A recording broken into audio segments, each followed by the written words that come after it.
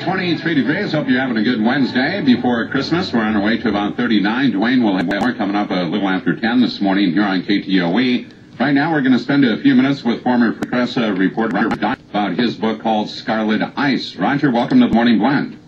Thank you. Good to be here.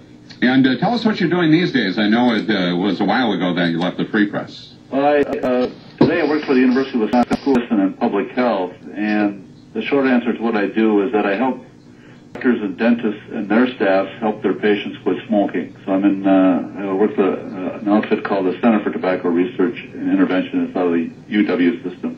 Roger, the book Scarlet Ice, I know, is available at Shields here in Mankato, maybe locations. Why was it important for you to write this book about what happened here in Mankato back in 1995 with the meningitis outbreak? Well, I wrote the book because of John Dier. John was the 15-year-old sophomore Mankato West Scarlet hockey player who developed meningococcal meningitis and succumbed to it on February 3rd. And it's really a love story. It's about John's love for his life and his family and his hockey team. And, you know, having lived through it and experienced it, the more I learned about John's story and what happened to the Mankato West hockey team, I thought it was worth the time and effort to put it to paper. I was at the All Seasons Arena last night. There's still a plaque up for JJ, but what do you specifically remember about the time in your life? We were talking, I've been talking, our kids were young at that time, living through it, and I just remember very scared at the time, not knowing what was going on. Well, that's absolutely true. It was a scary time, and you know, when JJ died, you know, as I write in the book, his hysteria took wing, and after the first three students became sick the week before John died, Dr. Mike Osterholm came down from the Twin Cities. They had a community meeting, I believe, at Mankato West on Monday to talk about what was going to be happening, and there was 200 or 300 people there. The day after John died on February 3rd, they had another community meeting at Mankato West, and the auditorium was packed. And I was living in rural New Ulm at the time on a road called Shag Road, and I remember tuning in to KTOE, and I read about this in the book. And that crowd at that time was angry, and they were scared, and they wanted answers. And so it was a very frightening time for the Mankato area. It is 9:43. Our guest this morning on the Morning Blend, Roger Dier, talking about Scarlet Ice back in 1995, the meningitis outbreak that took John Janaveris' life, and also 9 other people came down with it, and it was really, as Dan mentioned, a scary time, and it also had a big effect on the hockey team. Well, yeah. You know, no disrespect to Mike Carroll's team. Mike was the head coach at that time. They were awfully young. I think they had 3 seniors. Joe and Jim Grabanowski were the team captains. They were seniors, and Rick Mills was the other senior. But most of the team were freshmen or sophomores. I think there were 10 sophomores that made varsity, and there was a handful of juniors. So they were young. They were inexperienced.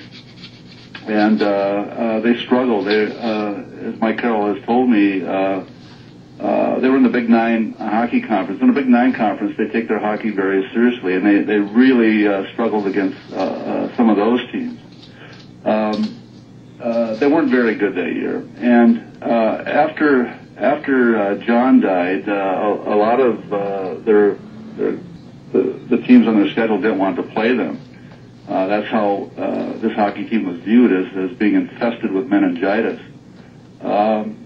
But their schedule eventually did resume, and they got into the playoffs, and they went up against the #1 seed, the New Ulm Eagles. My oldest son played on the team that year, and New Ulm was loaded. I mean, they had, to give you an idea, Mankato West had 1 player that season who scored more than 5 goals all season. That was Charlie Nelson. New Ulm had 7 players. The top goal scorer in the state that season, Dayton Larson, played for New Ulm. And New Ulm, the previous year, had lost in the Section 1A championship to Farmington. So they were, nearly everybody was back. They were ready to go. They were counting on going to the state tournament. So the Scarlets went over there in a playoff game, and Mike Carroll challenged his team to dedicate this hockey game to John Genoveris, and they did. And it was the most remarkable hockey game I've ever seen. The Scarlets ended up winning 3-1, and nearly everybody that I've talked to was at that game was convinced that there was something else in the air that night. Tom Mako's wife Marilyn told him after the game, "I don't think we were meant to win that game." So, Roger, clearly, this is an emotional for you to even talk about now. Clearly, and it's understandable, and you've dug into this so much that it really does mean something to you specifically, doesn't it? Well, yeah, hockey's a beautiful sport. It's especially I just love the way Minnesota loves hockey. It's just the Wild came up with this marketing slogan about 10 years ago, calling Minnesota the state of hockey, and it's 10% marketing and 90% fact. Nobody in this country takes hockey as seriously as Minnesota does. It's just it's a beautiful state, and if you love the sport, it's the best place to live. Roger, we have to run here in just a second, but I'm just interested in knowing what the Genoveris family thinks about the book. Well, Basil and Linda, John's parents, were so brave, and I have so much respect for them. They gave the doctors who treated John permission to talk freely to me about his care, and that's all in the book. I talked to Basil on Saturday, and he hasn't read it, and he knows it's going to be difficult to read, and that might be a better I'm sure Basil would talk to you if you'd like to talk to him, but I put my whole writing and hockey soul into this book, and I think if people go down to Shields or go to ScarletIce.com, they'll be pleased with the story. It's just a remarkable time in Mankato history. And it's been cathartic for you. Yes, it has been.